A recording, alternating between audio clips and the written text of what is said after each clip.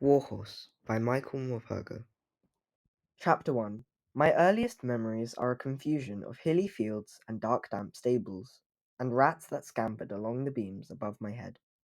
But I remember well enough the day of the horse sale. The terror of it stayed with me all my life. I was not yet 6 months old, a gangling, leggy colt who had never been further than a few feet from his mother. We were parted that day, in the terrible hubbub of the auction ring, and I was never to see her again. She was a fine working farm horse, getting on in years, but with all the strength and stamina of an Irish draught horse quite evident in her fore and hind quarters. She was sold within minutes, and before I could follow her through the gates, she was whisked out of the ring and away. But somehow I was more difficult to dispose of. Perhaps it was the wild look in my eye as I circled the ring in a desperate search for my mother, or perhaps it was that none of the farmers and gypsies there were looking for a spindly looking half thoroughbred colt. But whatever the reason, they were a long time haggling over how little I was worth, before I heard the hammer go down, and I was driven out through the gates and into a pen outside. Not bad for 3 guineas, is he? Are you, my little firebrand? Not bad at all. The voice was harsh and thick with drink, and it belonged quite evidently to my owner. I shall not call him my master, for only one man was ever my master. My owner had a rope in his hand, and was clambering into the pen, followed by 3 or 4 of his red-faced friends. Each one carried a rope. They had taken off their hats and jackets, and rolled up their sleeves, and they were all laughing as they came towards me.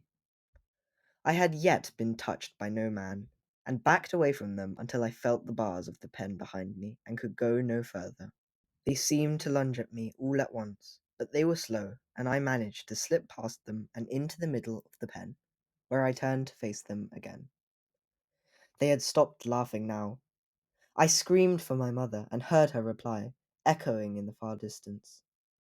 It was towards that cry that I bolted, half charging, half jumping the rails, so that I caught my off foreleg as I tried to clamber over, and was stranded there.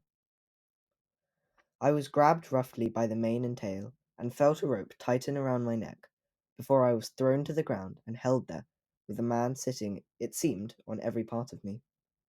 I struggled until I was weak, kicking out violently, every time I felt them relax, but they were too many and too strong for me. I felt the halter slip over my head, and tighten around my neck and face. "So you're quite a fighter, are you?" said my owner, tightening the rope, and smiling through gritted teeth. "I like a fighter, but I'll break you one way or the other. Quite the little fighting cock you are, but you'll be eating out of my hand quick as a twig." I was dragged along the lanes, tied on a short rope to the tailboard of a farm cart, so that every twist and turn wrenched at my neck. By the time we reached the farm lane, and rumbled over the bridge into the stable yard that was to become my home, I was soaked with exhaustion, and the halter had rubbed my face raw. My one consolation as I was hauled into the stables that first evening was the knowledge that I was not alone. The old horse that had been pulling the cart all the way back from the market was led into the stable next to mine. As she went in, she stopped to look over my door, and nickered gently. I was about to venture away from the back of my stable, when my new owner brought his crop down on his side with such a vicious blow that I recoiled once again, and huddled into the corner against the wall. "Get in there, you old rat bag," he bellowed. "Proper nuisance you are, Zoe, and I don't want you teaching this young one your old tricks." But in that short moment I had caught a glimpse of kindness and sympathy from that old mare that cooled my panic and soothed my spirit. I was left there with no food and no water, while he stumbled off across the cobbles and up into the farmhouse beyond. There was the sound of slamming doors and raised voices, before I heard footsteps running back across the yard, and excited voices coming closer. 2 heads appeared at my door. One was that of a young boy who looked at me for a long time, considering me carefully, before his face broke into a beaming smile.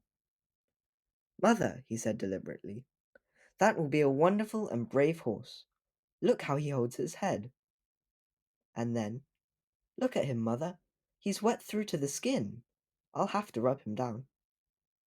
But your father said to leave him, Albert, said the boy's mother. Said it'll do him good to be left alone. He told you not to touch him.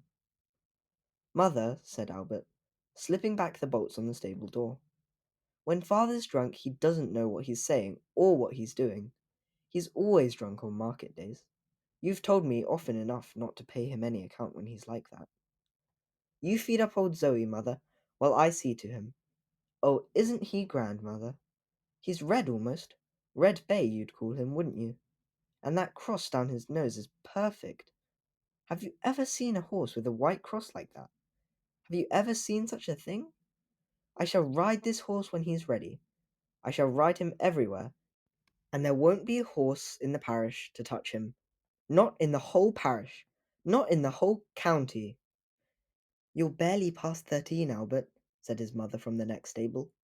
He's too young, and you're too young. And anyway, father says you're not to touch him, so don't come crying to me if he catches you in there. But why the devil would he buy him, mother?